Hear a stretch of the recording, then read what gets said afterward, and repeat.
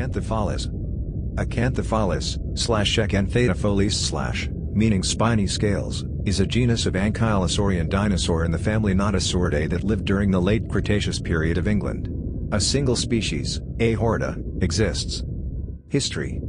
Around 1865, commercial fossil collector John Griffiths found some dinosaurian remains, including osteoderms, at the shoreline near Folkestone in Kent, which he sold to the metallurgist Dr. John Percy.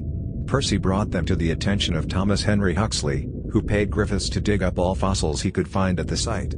Despite being hampered by the fact that it was located between the tide marks, he managed to uncover several additional bones and parts of the body armor. In 1867, Huxley named the genus and species Acanthopholis horridus.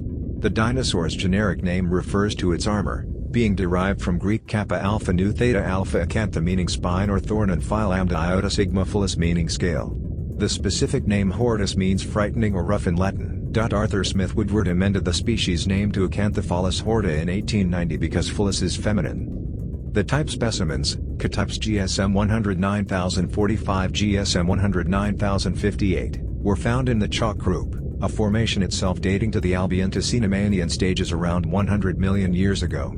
The specimens consist of 3 teeth, a basic cranium, a dorsal vertebra, spikes and scutes. In 1869, Harry Govier Seeley informally named several new species of the genus based on remains from the Cambridge greensand, Acanthopholis macrocircus, based on specimens Camsum B55570555609, Acanthopholis platypus, Camsum B55454555461, and Acanthopholis stereocircus, Camsum B55558555569. Seeley, 1871. Formally described Acanthopholis platypus as a new species, and in his 1876 description of the sauropod Macrorhizosaurus semnus he considered the metatarsals included in the A platypus type material to be possibly conspecific with Macrorhizosaurus. Later, Seeley split the material of Acanthopholis stereocircus and based a new species of Ankylosaurus on part of it, Ankylosaurus major. He also described a new species, Acanthopholis eucircus, on the basis of 6 caudal vertebrae. Camsum 55552 to 55557. In 1902, however, Franz Nopcsa changed it into another species of Acanthopholis, Acanthopholis major. Nopcsa at the same time renamed Ankylosaurus curtonitus into Acanthopholis curtonitus.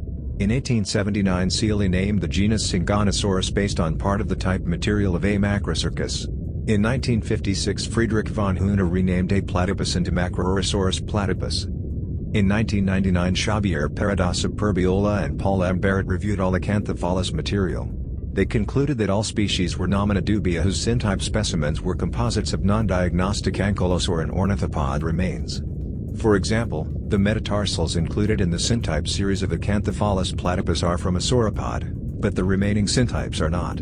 They also found 2 previously unpublished names which Seeley had used to label museum specimens. Acanthopholis hughesii indicated SMC B55463555490 and Acanthopholis keepingi SMC B55491555526. Both names were not proposed by them as new species and are nomina nuda. Syngonosaurus was synonymized with Acanthopholis in 1999. But the genus was reinstated in a 2020 study, when Syngonosaurus and Eucerchosaurus were reinterpreted as basal iguanodontians. Description. The armor of Acanthopholis consisted of oval-keeled plates set almost horizontally into the skin, with long spikes protruding from the neck and shoulder area, along the spine. Acanthopholis was quadrupedal and herbivorous. Its size has been estimated to be in the range of 3 to 5.5 meters, 10 to 18 feet, long and approximately 380 kilograms, 840 pounds, in weight. Classification. Acanthopholis was originally assigned to the Nodosauridae by Huxley. In 1902, Nopcsa created a separate family, Acanthopholidae. Later, he named Acanthopholinae as a subfamily. In 1928, he corrected Acanthopholidae to Acanthopholidae.